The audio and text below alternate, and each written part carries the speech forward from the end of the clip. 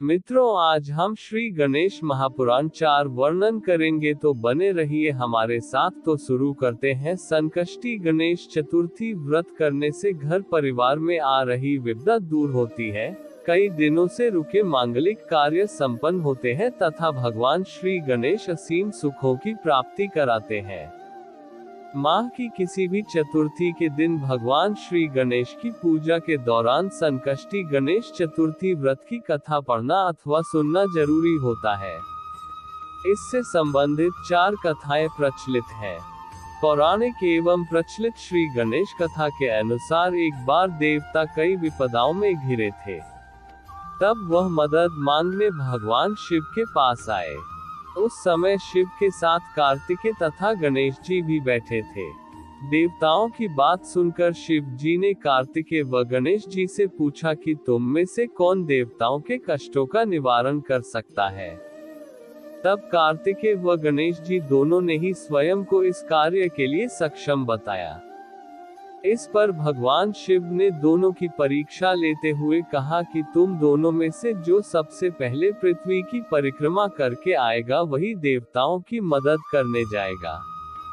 भगवान शिव के मुख से यह वचन सुनते ही कार्तिकेय अपने वाहन मोर पर बैठकर पृथ्वी की परिक्रमा के लिए निकल गए, परंतु गणेश जी सोच में पड़ गए कि वह चूहे के ऊपर चढ़कर सारी पृथ्वी की परिक्रमा करेंगे तो इस कार्य में उन्हें बहुत समय लग जाएगा। तभी उन्हें एक उपाय सूझा। गणेश अपने स्थान से उठे और अपने माता पिता की 7 बार परिक्रमा। श्री गणेश चतुर्थी व्रत की पौराणिक कथा के अनुसार एक बार भगवान शिव तथा माता पार्वती नर्मदा नदी के किनारे बैठे थे।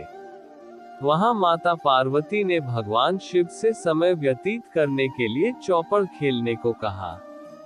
शिव चौपड़ खेलने के लिए तैयार हो गए, परंतु इस खेल में हार जीत का फैसला कौन करेगा, ये प्रश्न उनके समक्ष उठा। तो भगवान शिव ने कुछ तिनके एकत्रित कर उसका एक पुतला बनाकर उसकी प्राण प्रतिष्ठा कर दी और पुतले से कहा, बेटा, हम चौपड़ खेलना चाहते हैं, परंतु हमारी हार जीत का फैसला करने वाला कोई नहीं है, इसीलिए तुम बताना कि हम दोनों में से कौन हारा और कौन जीता।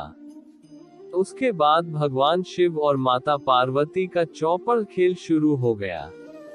ये खेल 3 बार खेला गया और संयोग से तीनों बार माता पार्वती ही जीत गईं। खेल समाप्त होने के बाद बालक से हार जीत का फैसला करने के लिए कहा गया, तो उस बालक ने महादेव को विजयी बताया।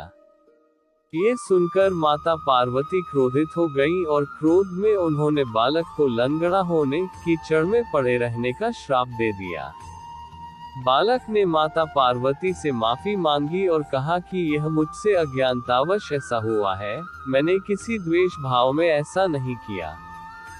बालक द्वारा क्षमा मांगने पर माता ने कहा, यहाँ गणेश पूजन के लिए नाग कन्याएं आएंगी, उनके कहे अनुसार तुम गणेश व्रत करो, ऐसा करने से तुम मुझे प्राप्त करोगे। ये कहकर माता पार्वती शिव के साथ कैलाश पर्वत पर चली गईं। 1 वर्ष के बाद उस स्थान पर नाग कन्याएं आईं।